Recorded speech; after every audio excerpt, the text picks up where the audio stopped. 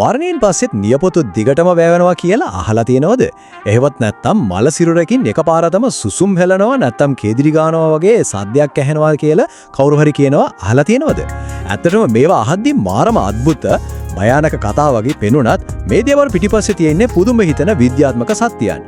අද අපේ මේ මූලාශ්‍ර විග්‍රහයෙන් අපේ සිරුරේ සිදුවන මේ වගේ විස්මිත වගේම ටිකක් බියකරුයි කියලා හිතෙන දේවල් පිටිපස්සේ තියෙන සැබෑ විද්‍යාව මොකක්ද කියලා අපි හොයලා බලමු. අද අපි සූදානම් වෙන්නේ මිනිස් සිරුරේ ක්‍රියාකාරීත්වය ගැන සමාජයේ තියෙන මේ බියකරු මිත්‍යාවන් පැත්තකින් තියලා ඒ වෙනුවට මේවයේ තියෙන නියම ජීව විද්‍යාත්මක කරුණු තේරුම් ගන්නයි.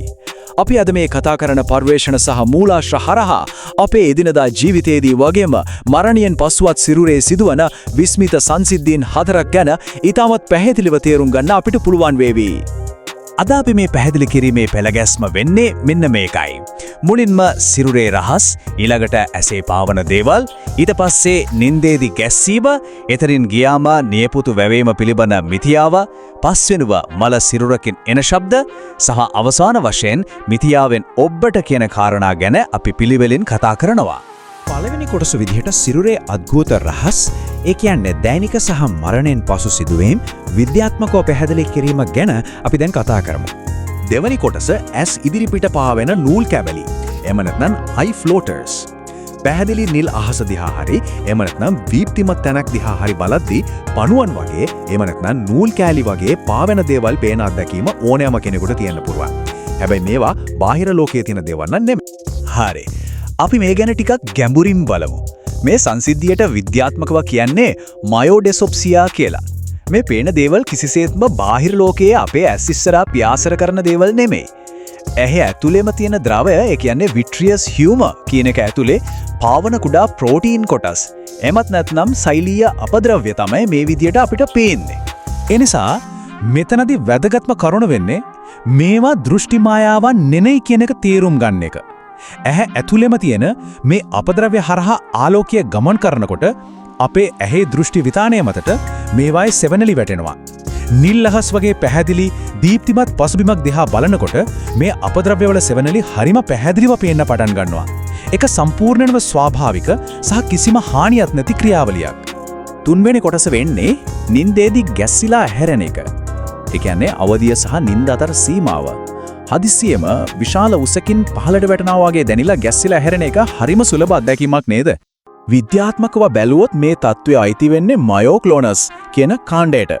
විශේෂයෙන්ම අපි නින්දට වැටෙන මොහොතේදී ඇතිවෙන මේ හදිසි මාංශපේශි ගැස්සීමට හයිප්නික් ජර්ක් කියන නම තමයි පාවිච්චි කරන්නේ. මේක සම්පූර්ණයෙන්ම නිරෝගී පුද්ගලයන්ට පවා කිසිම පෙරදැනුම් දීමකින් තොරව වෙන්න පුරුවන් හරිම සාමාන්‍ය දෙයක්. මේකේ ජීව විද්‍යාත්මක ක්‍රියාවලිය වෙන්නේ මෙන්න මෙහෙමයි. අපි නින්දට යනකොට සිරුරේ හුස්ම ගැනීම සහ හදගැස්ම හරිම වේගෙන් අඩු වෙනවා.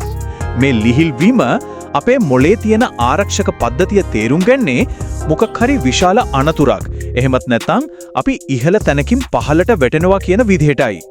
ඉතින් මේ වැටීමෙන් සිරුර බේරා ගැනීමේ උපක්‍රමයක් විදිහට මොළය වහාම මාංශ පේශීවලට දැඩි විද්‍යුත් කම්පනයක් යවනවා. අන්න ඒ නිසා තමයි අපි එකපාරටම ගැසිලා අවදි වෙන්නේ. පුදුමයි නේද? මේකෙන් ඊටම කදිමට පැහැදිලි දෙන්නේ අපේ පරිණාමීය ඉතිහාසයයි. එක පරිේශනාත්මක න්‍යායකට අනුව විද්‍යාඥයෝ විශ්වාස කරන්නේ ගස්උඩ නිදාගත්තු අපේ ආදිකාලීන මුතුන් මිත්තන් ගස්වලින් පහළට වැටෙන එක වළක්වා ගන්න ස්වභාවීය ධර්මයෙන්ම ලැබුණු ආරක්ෂක උපක්‍රමයක් විදිහටයි මේක තාමත් අපේ සිරුරේ ඉතිරි වෙලා තියෙන්නේ. ඒක ඇත්තටම මොලේ තියෙන ඊටම පැරණි ප්‍රතික්‍රියාවක්. හතරවැනි කොටස මරණයෙන් පසු නියපොතු වැවීම.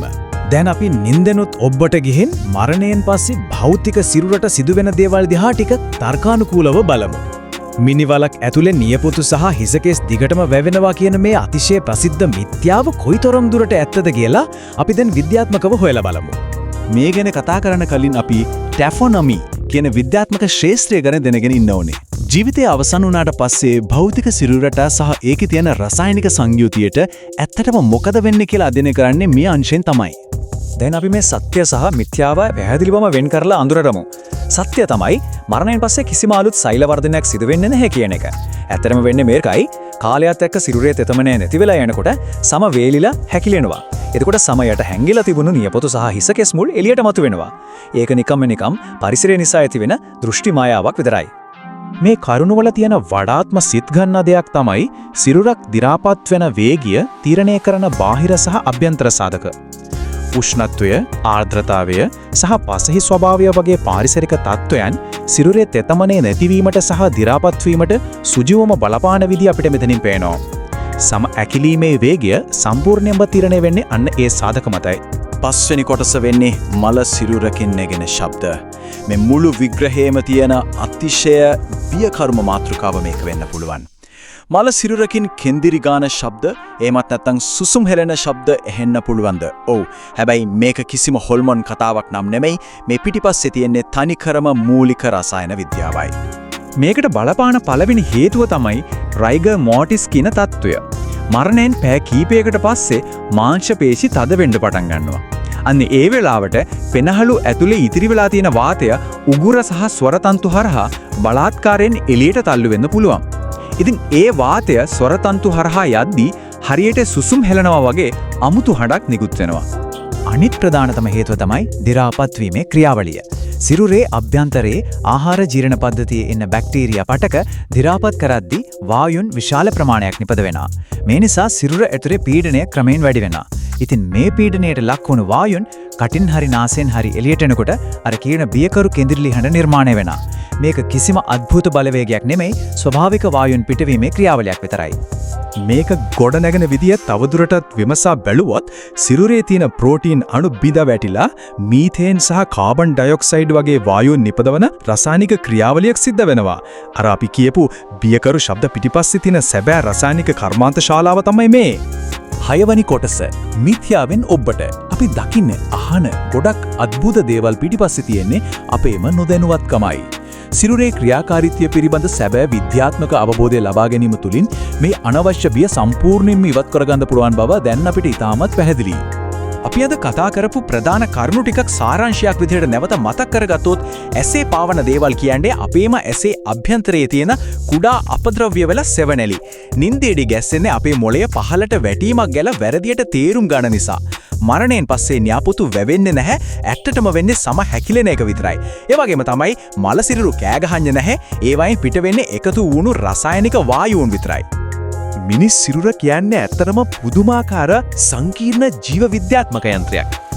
මේ විද්‍යාත්මක මූලාශ්‍ර හරහා අපි අද ඉගෙනගත්ත දේවල් නිසා අපේ භෞතික සිරුර ගැන තියෙන කුතුහලය තවත් වැඩි වෙනවන අනුමානයි. එනම් අපේ භෞතික සිරුරේ තවත් මේ වගේ කොයිතරම් රහස් ප්‍රමාණයක් අපේ ඇස් ඉස්සරහම හැංගිලා තියෙන්න පුළුවන්ද? ඒ ගැනත් විද්‍යාත්මකව හිතලා බලන්න. මේ විදිහට ලෝකය දිහා තාර්කිකව බලන්න මඟ පෙන්වන තවත් මෙවැනිම මූලාශ්‍ර විග්‍රහයකින් අපි නැවත හමුවෙමු.